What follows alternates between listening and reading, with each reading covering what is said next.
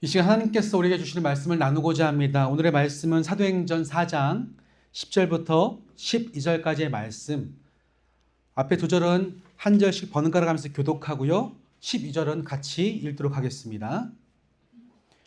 너희와 모든 이스라엘 백성들은 알라. 너희가 십자가에 못 박고 하나님이 죽은 자 가운데서 살리신 나사렛 예수 그리스도의 이름으로 이 사람이 건강하게 되어 너희 앞에 섰느니라. 예수는 너희 건축자들의 어린 돌로서 진 모퉁이의 머릿돌이 되었느니라. 함께 봅니다. 다른 이로서는 구원을 받을 수 없나니 천하 사람 중에 구원을 받을 만한 다른 이름을 우리에게 주신 일이 없음이라 하였더라. 아멘. 오늘 본 말씀을 중심으로 해서요, 다른 이름을 주신 적이 없다라는 제목을 정하고 하나님의 말씀을 증거하도록 하겠습니다. 사랑하는 성도 여러분, 지난주 우리는 성전 미문에 앉아 있으면서 그 아름다운 인생을 살아가지 못한 한 안진뱅이, 지체 장애인에 대한 이야기를 함께 생각해 보았습니다. 그는요, 그 자리에 앉아 있으면서 한 번도 그 성전의 아름다움을 만끽하지 못한 인생이었죠. 그런데 그곳을 지나가던 베드로와 요한을 통해서 한 이름을 듣게 되고 그 이름에 반응합니다. 바로 그 이름은 예수 그리스도. 그 이름을 받고 믿음으로 손을 뻗어 반응했을 때 어떤 기적이 벌어집니까? 평생 날 때보다 한 번도 서지 못했던 그가 발목에 힘을 얻고 섰을 뿐만 아니라 방방 뛰며 성전에 들어가 하나님을 찬양하는 놀라운 회복이 그에게 임한 줄로 믿습니다. 그냥 그런 점에서 앞뒤 좌우를 바라보시면서 이렇게 좀 인사를 나눠볼까요? 예수님은 주저앉은 당신의 인생을 회복시키십니다. 서로 인사하시겠습니다. 예수님은 주저앉은 당신의 인생을 회복시키십니다. 아멘. 그렇습니다. 주님께서 함께 하실 때 우리 인생의 무게가 너무 우리를 삶을 짓누른다고 할지라도 절망하지 않고 그 이름으로 일어서게 될 줄로 믿습니다.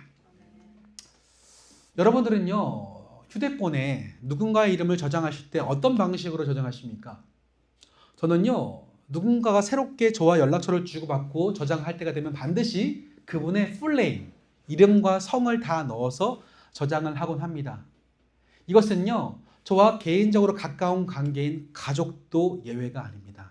전 저희 아버님도 실명으로 정자, 병자, 두자 딱 이렇게 저장해놓고 어머님도 예외가 아닙니다. 심지어 이곳에 없죠? 저의 아내도 마찬가지입니다. 한 번은 저희 아내가 저보고 서운하다고 하더라고요. 아니 내가 왜 임현진이야? 그럼 너가 임현진이지. 박현진은 아니잖아? 김현진은 아니잖아? 라고 했죠. 그래서 가기가 가져가 놓고 이름을 바꾸는 거예요. 우리 여보라고요.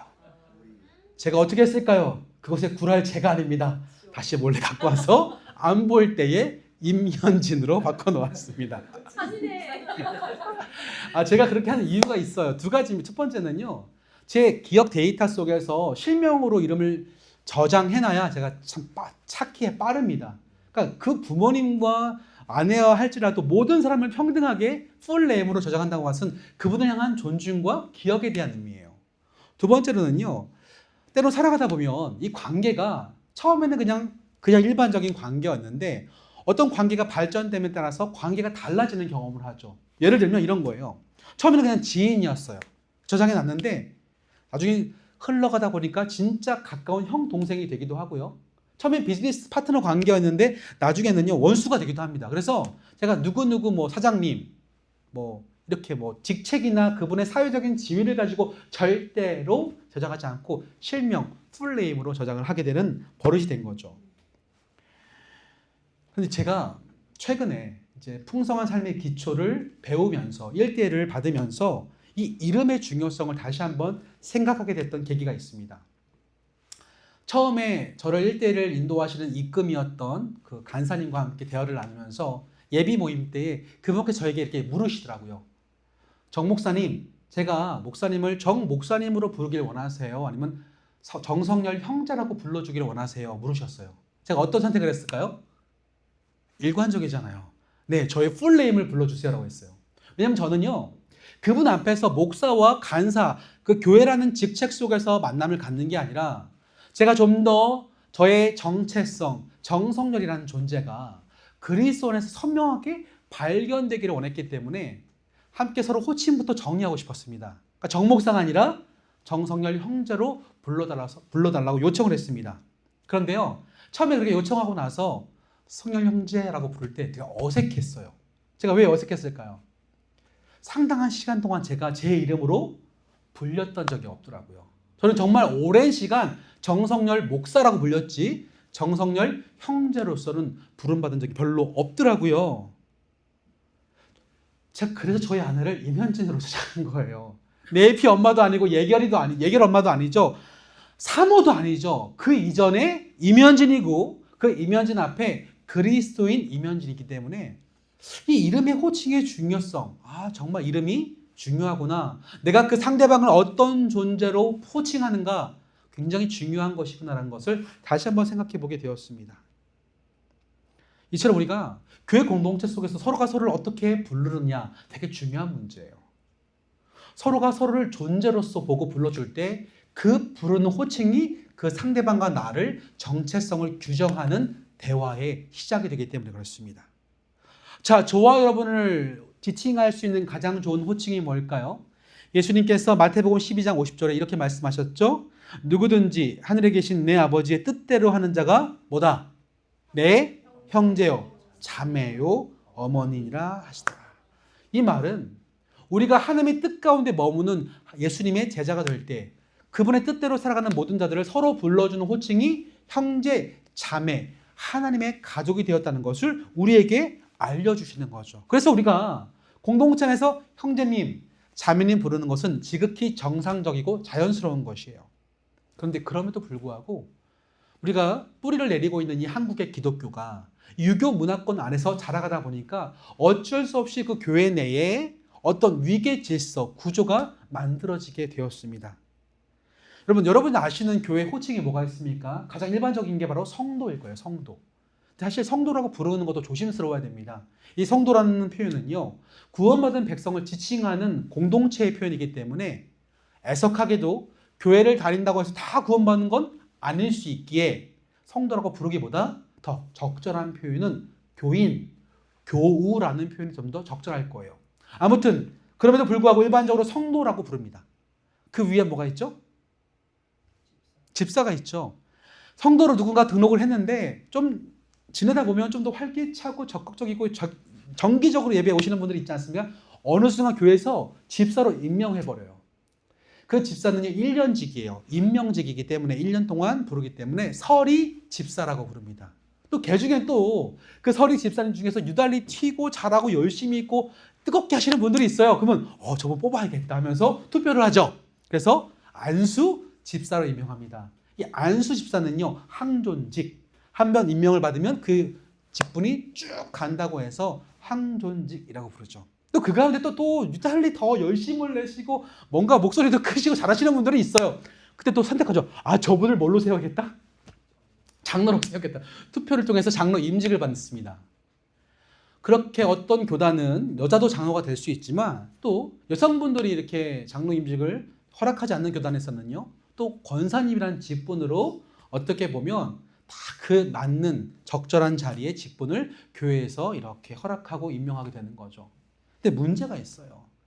그 자리에 걸맞는 책임과 위치와 권한이 부여되기 때문에 이것이 우리 한국교회가 뿌리내리고 있는 유교 문화권 속에서 자연스럽게 뭐가 돼요? 하이라키, 위계 구조, 질서가 돼버리는 거죠. 그래서 업그레이드하는 개념으로, 승진하는 개념으로 직분을 이해하기 시작한 거예요. 교인, 그 위에는 뭐? 집사, 그 위에는 안수집사, 권사, 장로, 목사. 이게 뭡니까? 물론요, 교회 안에 직분이 필요하죠. 근데 그 직분이라고 하는 것은요, 힘의 자리가 아니라 권한과 책임의 자리로 주신 거죠. 근데 어쩔 수 없이 우리가 뿌리내리고 있는 한국이라는 정책성 속에서 유교가 젖어 있기 때문에 우리는 그런 식으로 이 직분을 사용해왔고 호칭해왔고 바라보고 있었다고 하는 거죠. 제가 그래서 이 지어져가는 교회를 처음 시작할 때 되게 고민이 많았습니다. 어떻게 할까? 우리 공동체가 이 직분과 그 위치에 걸맞는 호칭을 부를 필요가 있을 것 같은데 과연 이 고착화된 위계질서라는 이 개념을 가지고 기존에 사용했던 직분에 대한 용어를 우리가 가지고 쓸 때 잘못된 것은 걷어내고 좋은 의미만 담아낼 수 있을까? 한참을 고민했어요. 근데 성경에 돌아가 보니까 하나님께 제게 주신 마음은 그렇습니다. 그런 직분은 책임과 권한의 자리라고 하면 다른 것으로 충분히 대체할 수 있다. 그렇죠? 교회 운영이 필요하다면 운영위원회, 목자로서 함께 공동 성도들을 책임지기 위한 목양의 자리에 서 있는 사람은 목자, 목녀 이렇게 부르면 되지 않는가? 굳이 직분으로 부르지 않아도 좋겠다. 우리에게 필요한 호칭은 뭐다? 형제, 자매면 충분하다는 결론에 이르게 된 것이지요. 근데 그럼에도 불구하고요, 이 호칭이 어색하게 느껴질 때가 있죠. 우리 이근영 형제님 여기 앞에 계신데 제가 우리 이근영 아버님을 형제님으로 부르기 되게 어려웠습니다. 왜 그럴까요? 이미 저와 귀한 형제님 사이에 인간적이고 혈연적인 사회적인 관계가 있기 때문에 그렇습니다. 여러분들도 이근영 형제님, 장대석 어머님이 아니라 자매님이 부르기가 되게 어색하고 좀 오글거리고 이렇게 호칭해도 될까 걱정되는 부분이 있을 수 압니다. 근데 우리가 다시 말씀드리자면 조금 시간이 지나고 우리에게 익숙해지면요, 우리 모두가 어떻게 부를 수 있어요? 형제, 자매로 부를 수가 있는 거죠. 이것은 호칭부터 정리하는 것은요, 우리가 건강한 공동체를 세워가고 공동체를 건강하게 지속하겠다는 굳은 결심이 이 호칭, 정체성에서부터 담겨져 있는 것입니다. 자, 이 호칭, 이름에 관한 문제를 가지고 오늘 본문 말씀을 함께 생각해 봅시다. 지난주 우리 함께 이 성전 미문에 앉았던 안진뱅이 사건을 함께 생각해 보았습니다. 자, 베드로와 요한이 성전으로 올라갈 때에 그 안진뱅이를 바라보고 어떤 정체성, 어떤 존재로서 그 안진뱅이 앞에 나아갔을까요? 베드로니까 그에게 맞는 자리가 있죠. 예수님의 수제자. 요한은요, 특별히 예수님의 사랑받는 애제자. 이런 따위에 예수님의 사도, 제자 이런 표현으로 그들을 규정 지을 수 있는데 그들은요, 그 어떤 것으로도 나가지 않았습니다. 딱 한 가지를 가지고 나가죠. 무엇이었습니까? 딱 한 가지. 은과 금은 내게 없거니와 내게 있는 것은 이것을 주노니 곧 나사렛 예수 그리스도의 이름을 그에게 줄 뿐이었다고 하는 거죠. 달리 말하면 베드로와 요한은 장로, 권사, 안수집사 직분을 가진 그 무엇도 아니라 그 제자라고 하는 사도라고 하는 그 무엇도 아니라 그저 그리스도인으로서 그 안증뱅이 앞에 섰다는 거죠. 그리스도인으로 나가니까 그에게 줄 건 딱 한 가지밖에 없어요. 뭐요? 그리스도밖에 없는 거죠. 그 그리스도의 이름을 주었을 때 그 안증뱅이가 벌떡 일어나게 되어집니다. 저는 이 장면을 우리가 지금 머물고 있는 현대 교회와 이렇게 오버랩 시켜보면 참으로 안타까운 모습들을 발견할 수 있어요. 얼마 전에 한국의 좀 대형 교회라고 알려진 곳에서 임직식과 관련해서 불미스러운 일들이 있었습니다. 그 교회가요, 설립 100주년을 맞았어요. 100주년이에요. 역사 깊은 교회죠. 그러면서 이 100주년을 기념해서 임직식을 하는데 무려 287명이 직분을 받게 됐습니다. 대단하죠? 한 번 직분에 287명. 그런데 안타깝게도 논란이 되었던 것은 그 직분 받은 분들이 임직 받을 때에 요구되었던 헌금 때문이었어요. 장로 직분을 받은 사람은 1,000만 원, 또 안수집사와 권사 직분은 300만 원이라는 타이틀이 붙었습니다. 이에 대해 어떤 교인들이 막 의문을 제기해서 이게 맞냐? 그래서 한 교인분이 총대를 메고 이렇게 질의를 의뢰했습니다. 과연 이 교회가, 우리 교회가 재정이 투명한가? 동시에 이러한 헌금을 내는 것이 정당한가를 요청을 드렸는데 이에 교회의 반응이 굉장히 거칠었습니다. 교회에서는 어떻게 반응했냐면 국내에 있는 한국의 10대 대형 로펌을 고용을 해서 재판에 나섰고 결국 노예 재판국은 이 성도를 치리하고 교회가 아무것도 아니다, 괜찮다라는 재판 결과를 내놓게 되었죠. 그런 헌금은 교회의 전통이자 관행이었다, 문제될 게 없다라는 결론을 지었습니다. 여러분, 이 문제, 이 임직식 헌금의 핵심이 뭘까요? 그것은 바로 재정의 부채 때문입니다. 이 교회가 새롭게 예배당을 건축하면서 예산을 세웠는데 250억이었어요. 근데 짓다 보니까 2배가 됐습니다. 495억이 됐죠. 그래서 매월 이자가 나가니까 감당이 안 되는 거죠. 그래서 어떻게 보면 이 부족한 재정을 채우기 위해서 대량의 임직자들을 세우게 되고 헌금을 통해서 그 부족분을 메우기 위한 것은 아니었을까 사람들이 생각하게 된 거죠. 다시 말하면 오늘 그곳에 나가는 사람들은 예수를 꺼내놓지 못하고 그 다른 것을 꺼내놔야만 하는 상황이 된 거예요. 그런데 오늘 베드로와 요한을 보십시오. 은과 금을 주지 않았어요. 은과 금을 꺼내놓지 않습니다. 그들이 꺼내놓던 한 가지예요. 뭐죠? 예수 그리스도의 이름. 그들이 가지고 있는 하지만 가장 소중한 그것밖에 없지만 그것이 완벽한 그 한 가지를 꺼내놓을 때 하나님의 역사가 나타납니다. 여러분 우리가요. 우리 속에서 내가 누군지를 자꾸만 잃어버리고 다른 것을 꺼내놓으려고 할 때 교회로서 살아가는 우리가 교회다움이 무너지기 시작합니다. 우린 교회로서 예수를 주어야 되는데 내 속에 다른 것을 담고 있으면 예수가 아닌 다른 것을 자꾸 주려고 하는 거죠. 그때 교회가 서서히 무너지기 시작하는 거죠. 여러분 그렇지만 오해하지 마십시오. 교회를 운영하는 데서 물질은 필요합니다. 초대교회 공동체가 함께 만나서 성도들이 모일 때마다 떡을 떼고 기도하고 자신의 것을 팔아서 나눠주고 구제와 선교 사역에 썼던 거 정말 아름다운 전통이죠. 근데 필요한 질문은 이거예요. 내가 그것을 나눌 때 그 물질을 흘러넘치게 하셔서 흘러나가게 하시는 다른 곳으로 유통하게 하실 때 나는 과연 누구로서 그것을 꺼내놓냐는 거예요. 내가 그리스도인으로서 축복의 통로로서 쓰임받느냐 아니면 그냥 그저 그리스도의 이름은 사라지고 나로서 그 물질을 꺼내놓느냐. 이게 우리에게 진지하게 고민해 봐야 할 질문이라는 거예요. 이 질문에 오케이 떨어진 사람들이요. 옥합을 깨뜨렸어요. 누구죠? 마리아요. 마리아는요. 예수님 때문에 옥합을 깨뜨린 거예요. 다른 이유가 아니라 동시에 마가의 다락방은 그 고백이 있었기 때문에 그곳이 기도의 처소가 된 것이고요. 또한 동시에 이 바나바는 자신의 부동산을 팔아서 선교와 구제사역에 내어놓을 수 있었던 거죠. 왜? 그리스도인이라는 이름으로 살았기 때문에. 동시에 루디아는요. 그리스도인이라는 이름으로 바울에게 자신의 집을 내어줄 수 있었던 것입니다. 그들이 물질주의를 뛰어넘어서 그들 속에 그리스도인이라는 확실한 정체성이 있을 때 그리스도인이라는 이름으로 물질을 흘려보내서 자발적인 헌신에 참여할 수 있게 된 것이죠. 이 선명한 기준이 우리 가운데 없다면 교회는 그때부터 물질주의라는 이데올로기에 사로잡혀 교회가 휘몰아치기 시작합니다.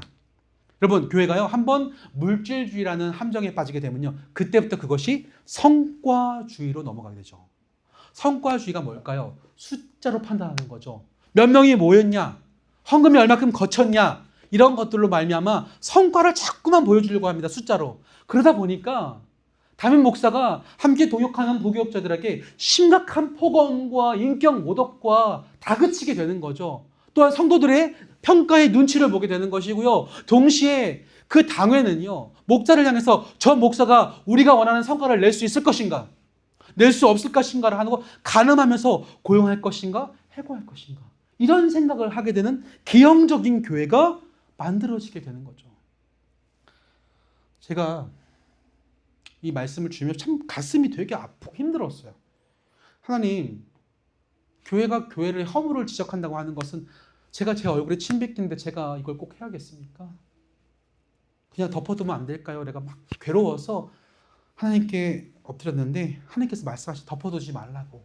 덮어두지 않는다고 하는 것은 우리 속에 이미 이런 욕망이 자리 잡고 있고 이 욕망을 꺼내놓고 말씀으로 치리하지 않으면 다스리지 않으면 얼마든지 그런 욕망에 지배받을 수 있기 때문에 우리가 그리스도를 꺼내놓을 수 있도록 끊임없이 은과 금이 아닌 그 다른 것으로 꺼내놓지 않고 그리스도를 꺼내놓자고 이 말씀을 들춰내어서 고백하지 않으면 우리가 건강하게 세워져 갈 수 없다고 말씀하시더라고요. 자, 그렇다면 지금 이 시대만 그럴까요? 아니요. 오늘 본 말씀 속에 그때의 교회들도 그러어 있습니다. 그 당시 이 종교 책임을 맡은 사람들은 사두개인들, 지금으로 말하면 종교 지도자들과 제사장 무리들이 있었습니다.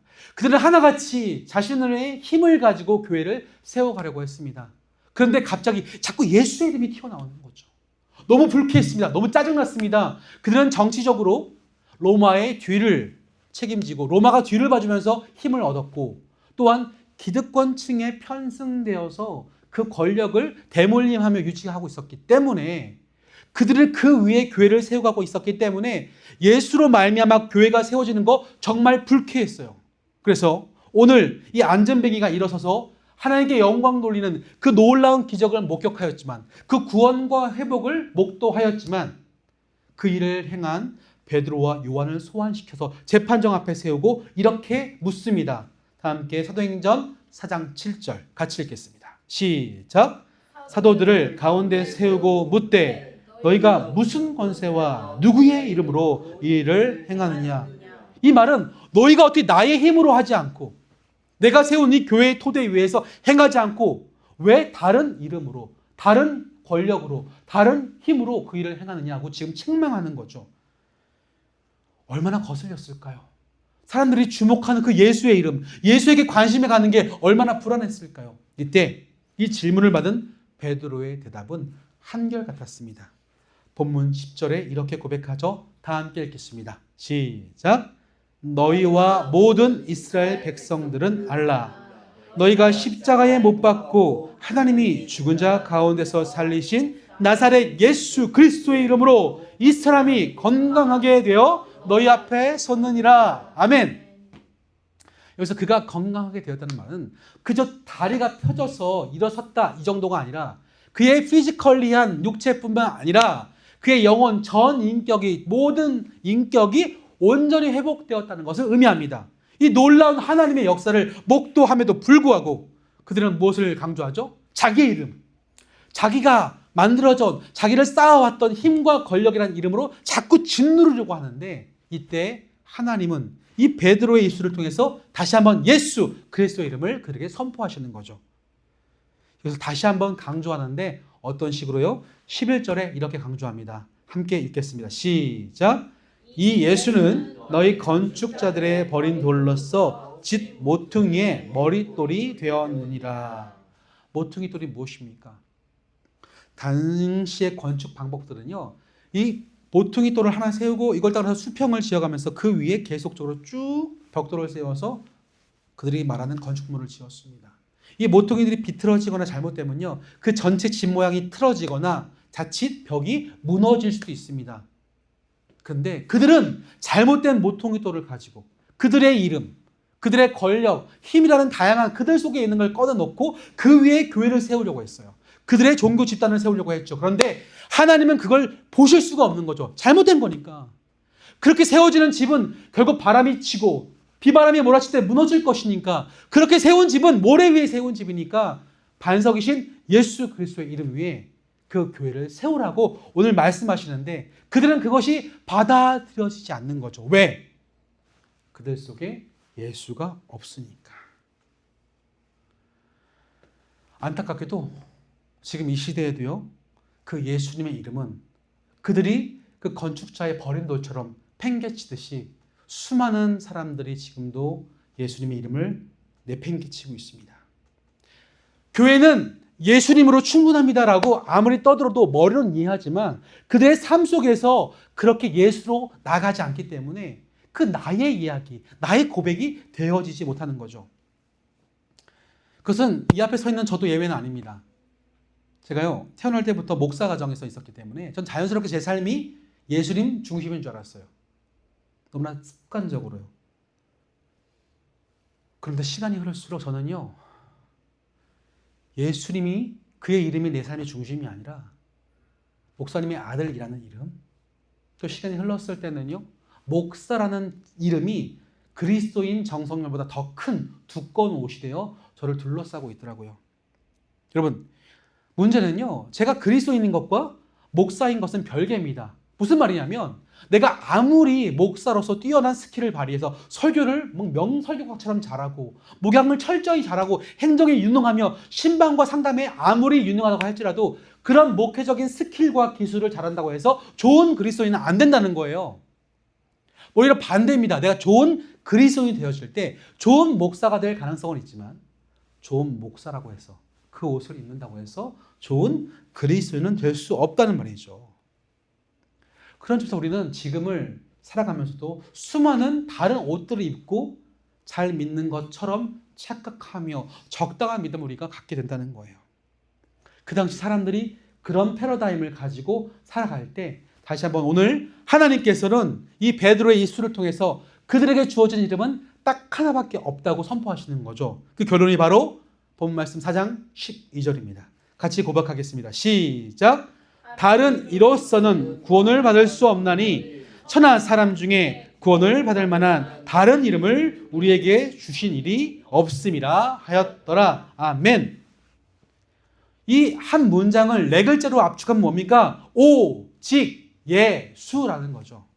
그 이름 말고는 너희들의 인생을 채울, 너희들의 정체성을 규정할 그 어떤 이름도 없다고 우리에게 지금 말씀하시고 선포하시는 장면이에요. 그렇다면 사랑하는 성도 여러분, 오늘 주시는 이 말씀을 통해서 지금을 살아가는 저와 여러분에게 하나님이 전하시는 그 마음은 과연 무엇일까요? 오늘 주님은 여러분이 질문하시는 거죠. 너는 지금 어떤 이름을 가지고 있는가? 라고 질문하시는 거죠. 너는 지금 어떤 이름으로 살고 있는가라고 우리에게 묻고 계시는 겁니다.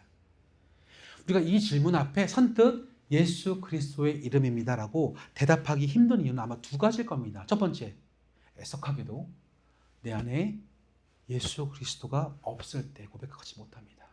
두 번째, 예수 그리스도의 이름이 있지만 고백하지만 내 삶을 통해 그 이름이 흘러나오지 않을 때, 그 이름이 희미해졌기 때문에 확신하지 못할 때 내가 이 질문 앞에 확실하게 예스라고 대답하지 못할 수 있습니다. 자, 그렇다면 내가 예수님만을 의지하여 그의 이름을 따라 살아간다는 것은 어떤 방식으로 점검해 볼 수 있을까요? 내가 진짜 예수님이 나의 그리스도인이라는 이름이 나의 정체성에 대해서 잘 살아가고 있는지 없는지를 점검하기 위해서는 어떤 질문을 던질 수 있을까요? 주님께서는요, 그 점검에 대한 질문을 마태복음 6장 21절을 통해서 우리에게 이미 말씀하셨습니다. 이렇게 말씀하시네요. 내 보물이 있는 그곳에 너의 무엇도 있다? 마음도 있다. 여러분, 지금 여러분이 가장 소중하게 여기는 그 보물은 과연 무엇입니까? 지금 열심히 내가 계획해서 진취적으로 벌이고 있는 사업에 대한 아이템?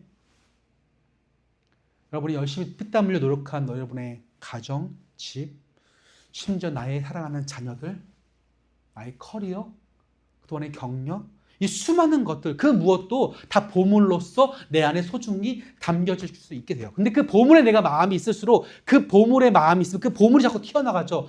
다시 말하면 제가 목회에 그리스도인보다 목회에 집중은 자꾸 목사를 드러내려고 하는, 내가 정목사인데 내가 나를 함부로 해? 이게 튀어나가는 거죠.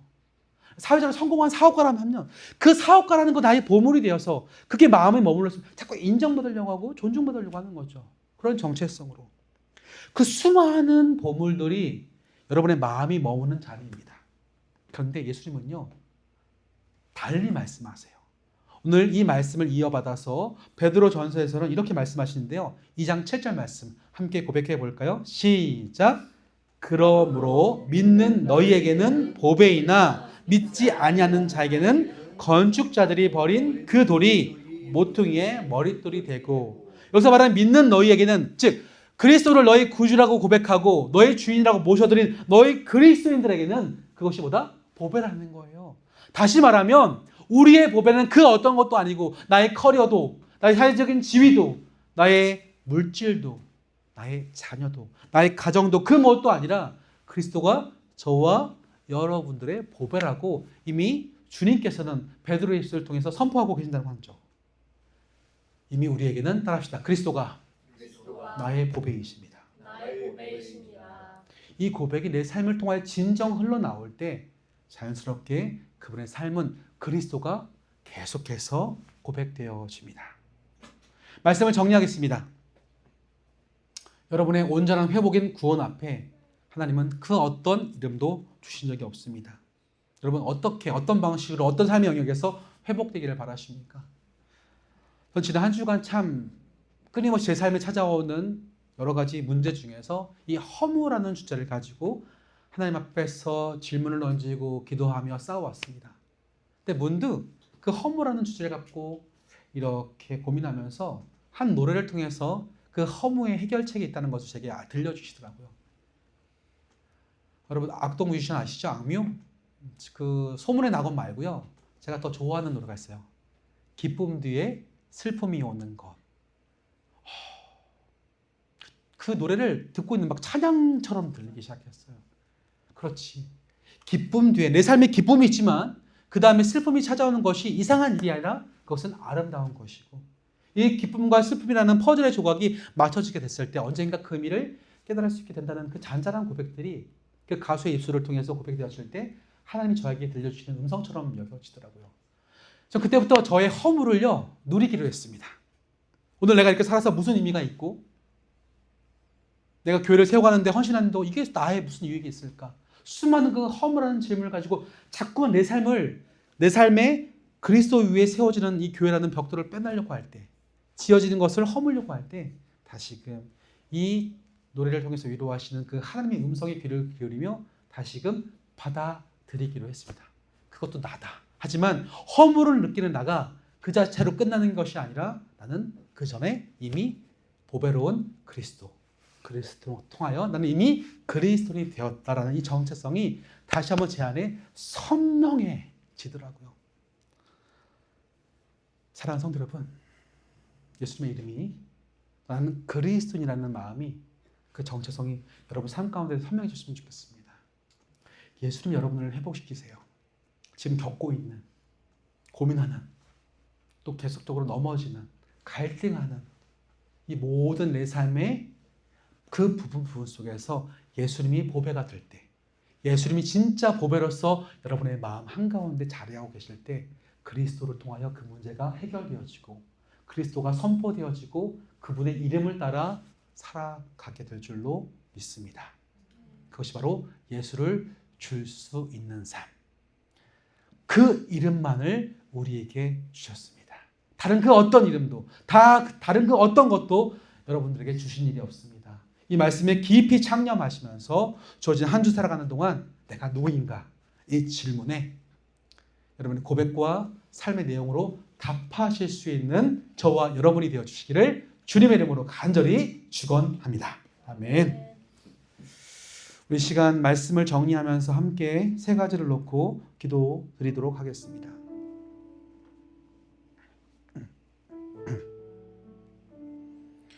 지금 흘러나오는 찬양의 내용처럼 그 여인은 그 어떤 자신이 할 수 있는 그 모든 것으로 자신의 문제를 해결하려고 했습니다.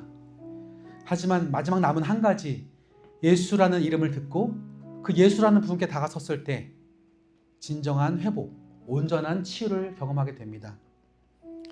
여러분 삶을 해결하기 위해서 각자의 문제와 궁핍과 결핍을 해결하기 위해서 어떤 방법들을 취하고 계십니까? 그 방법들은 아마 여러분의 각자가 품고 있는 보배일 것입니다. 하지만 그 보배의 자리에 다시금 예수님을 올려놓읍시다. 예수님의 그리스도의 이름이 나의 본질적인 정체성이 되도록 기도합시다. 두 번째로 내 삶이 예수의 이름을 전하고 예수를 나누는 통로가 될 수 있도록 기도합시다. 세 번째로 다른 이름을 의지하는 것이 아닌 오직 예수만 의지하는 믿음을 주셔서 오늘도 끊임없이 그 예수님을 향해 손을 뻗는 이 여인의 심정처럼 예수 슬픈 마음이 있거나 그 어떤 두려움이 있거나 그 이름을 선포하고 나가는 우리에게 온전한 치유를 허락하실, 회복을 허락하실 그리스도의 능력이 이미 우리 가운데 있다는 경험을 믿고 신뢰하면서 그렇게 살아가게 해달라고 다시 한번 믿음을 가지고 함께 이 시간 통성으로 함께 기도하시겠습니다. 살아계시고 역사하신 하나님 아버지, 참으로 감사를 드립니다. 주님, 우리에게 수많은 이름들이 있습니다. 정성열, 또한 목사로서 정성열, 아빠로서 정성열, 사회적인 지위 가운데 나의 이름이 있지만 정말 내가 붙들어야 할 최후의 마지막 가장 소중한 이름은 그리스도인이라는 정성열이라는 그 이름이 나에게 가장 소중합니다. 그것이 나의 정체성입니다. 그것이 나에게 허락된 아직 가장 유일한 그 한 가지입니다. 그런데 그럼에도 불구하고 다른 그 무엇으로 나를 세워가려고 하고 살아가려고 하는 나의 욕심들과 잘못된 나의 선택들이 있습니다. 하나님, 직분이나 역할이 아니라 그리스도인으로서 정체성을 먼저 붙들고 살아갈 수 있도록 나를 인도하여 주시옵소서. 삶의 그 모든 자리에서 예수로 사는 사람이 될 수 있도록 하나님 도와주시옵소서. 이미 내게는 예수가 있습니다. 우리가 예수를 주로 고백할 때에 이미 내 안에 예수 그리스도가 함께하고 계십니다. 성령 하나님이 그 예수의 이름을 증거하시고 그 예수가 나의 문을 두드리시고 끊임없이 나의 문을 열고 들어가기를 원하고 계십니다. 주여, 그 이름을 내가 인정하고 받아들일 수 있는 믿음의 고백이 우리 모두의 것이 될 수 있도록 도와주시옵소서. 동시에 우리가 그렇게 살아갈 때에 내 삶이 예수 이름을 전하고 예수를 나누는 통로가 될 수 있는 줄로 믿습니다. 내가 예수 그리스도 이름으로 살아가지 아니하면 자꾸 내 것을, 내 안에 있는 것을, 내가 보배롭게 여기는 그 무엇을 자꾸 흘려버리려고 하는데, 내 안에 예수가 있다면, 예수만 있다면, 오늘 베드로와 요한이 그 앉은 뱅이에게 예수의 이름을 전했던 것처럼 나도 그 예수의 이름만을 전하게 될 줄로 믿습니다. 예수 이름을 가지고 물질도 전하고, 예수의 이름을 가지고 나의 마음도 나누며, 예수의 이름을 가지고 나의 삶의 일부분을 떼어서 그 주변에 흘려보내는 아름다운 자발적인 헌신이 오직 예수 그리스도인으로 살아가는 나의 통로로서 이루어질 수 있도록 도와주시옵소서. 동시에 하나님, 간절히 부르짖고 싶은 것은 다른 이름이 아닌 오직 예수의 이름만 의지하길 소망합니다. 나라고 왜 문제가 없겠습니까? 나라고 왜 어려움이 없겠습니까? 나라고 왜 내 결핍이 없겠습니까? 나라고 왜 고민과 슬픔과 두려움이 없겠습니까? 하지만 365번이나 두려워하지 말라라는 그 아름다우신 하나님의 예수님의 그 선포가 이 성경 속에 담겨 있는 것처럼 매 순간순간 1년 360일 하루도 빠짐없이 두려워하지 말라, 두려워하지 말라 말씀하시는 그 예수님의 그 음성에 귀를 기울이며 예수의 이름을 붙들고 살아갈 수 있도록 우리와 함께하여 주시옵소서. 귀한 성도들의 고백이 될 수 있도록 도와주시옵소서. 저들의 마음을 헝클어뜨리며 무너뜨리며 어렵게 만들며 더럽게 만드는 모든 것에서 예수의 이름으로 자유케 되었고, 예수의 이름으로 물리치며 예수의 이름으로 회복되어지고 채워지고 풍성케 되는 아름다운 놀라운 기적의 삶이 예수의 이름으로 이루어질 수 있도록 도와주시옵소서. 오늘 그 이름을 의지하며 그 이름을 신뢰하며 나가는 우리 모든 성도들에게 하나님께서 따스한 위로와 그 아름다운 이름을 더욱더 선명하게 그들 마음속에서 새겨주시고 드러내주시고 믿어질 수 있도록 하나님께서 역사하여 주시옵소서. 주님 나갑니다. 주님.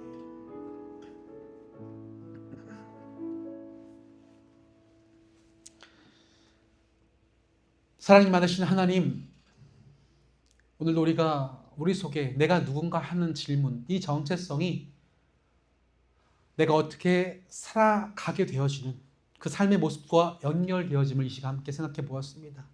그런 점에서 오늘 베드로와 요한이 다른 이름에 의지하지 아니하고 오직 그 예수 그리스도의 이름에 호소하여 예수 그리스도를 믿는 자답게 그리스도의 이름만 선포한 것처럼 오늘 우리도 그리스도인으로서 그 이름을 의지하고 살아가는 아름다운 삶의 고백과 내용이 내 삶에 흘러넘치기를 간절히 바라고 소망합니다. 내가 그 무엇을 보배로 삼고 있습니까? 세상이 간절히 열망하고 욕망하는 그런 것들을 내 보배로 삼고 그곳에 혹시 내 마음을 두고 있는 것은 아니겠습니까? 혹시 그렇다면 다시 한번 그 이름이 얼마나 우리에게 필요하고 강력하고 능력이며 마지막까지 유일하게 소망으로 붙잡아야 할 이름인지 우리 모든 성도들에게 각인시켜 주시고 믿어지게 하시며 선명히 주님께서 드러날 수 있도록 도와주시옵소서. 이 이름만이 우리의 소망이 됩니다. 이 소망을 품고 한 주를 살아낼 때에 실제적인 삶의 현장 가운데서 그리스도의 이름이 우리를 얼마큼 회복시키시고 든든케 하시며 온전케 하시는 경험하여서 더욱더 그 이름에 의지하여 더욱더 그 이름에 매료되고 더욱더 내가 그리스도인이라는 정체성을 바로 세우며 하나님을 사랑하고 이웃을 사랑하는 아름다운 삶으로 초청하실 때 기꺼이 나아가도록 인도하여 주옵소서. 특별히 이 시간 어려운 문제를 당하여 또 한국이라는 새로운 도전에 나아가며 또 각자 자리에서 문제를 마주하고 살아가는 모든 성도들에게 그 이름의 능력이 임하기를 간절히 바라고 소원하오니 주여 역사하시고 함께하여 주시옵소서. 이 모든 간구 살아계시는 예수님 이름으로 믿고 기도드립니다. 아멘.